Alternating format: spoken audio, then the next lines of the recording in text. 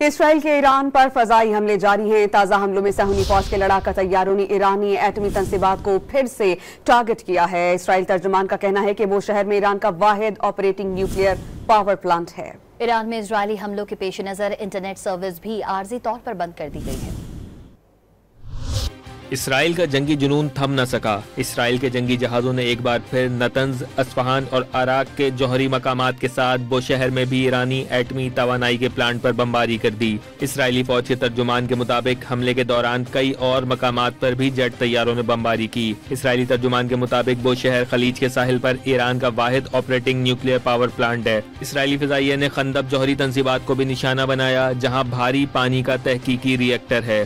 بھاری پانی کے ری ایکٹر پلوٹونیم پیدا کرتے ہیں۔ پلوٹونیم کو بھی یورینیم کی طرح ایٹم بم کے لیے استعمال کیا جا سکتا ہے۔ اسرائیلی سائبر حملوں کے خدشے کے پیش نظر ایران میں انٹرنیٹ سروس بھی معطل کر دی گئی۔ ایرانی حکام کے مطابق انٹرنیٹ سروس عارضی طور پر بند کی گئی ہے۔ فیصلے کا مقصد اسرائیل کی جانب سے ایرانی عوام کی جاسوسی روکنا ہے۔ اسرائیل کے حملے میں تباہ ہونے والے ایرانی سرکاری ٹی وی چینل کی عمارت کی فوٹیج بھی جاری کر دی گئی۔ فوٹیج میں تباہ حال عمارت، کمپیوٹر سمیت دیگر جلا ہوا سامان، ٹوٹے ہوئے شیشے دیکھے جا سکتے ہیں۔ انسانی حقوق کی تنظیم کے مطابق اسرائیلی حملوں میں اب تک 263 عام شہری شہید اور 1300 سے زائد زخمی ہو چکے ہیں۔ یورپی ملک بلغاریہ نے تہران میں اپنا سفارت خانہ بند کر دیا۔ سفارتی عملے اور ان کے اہل خانہ کو بھی تہران سے کار کے ذریعے آذربائیجان منتقل کر دیا گیا۔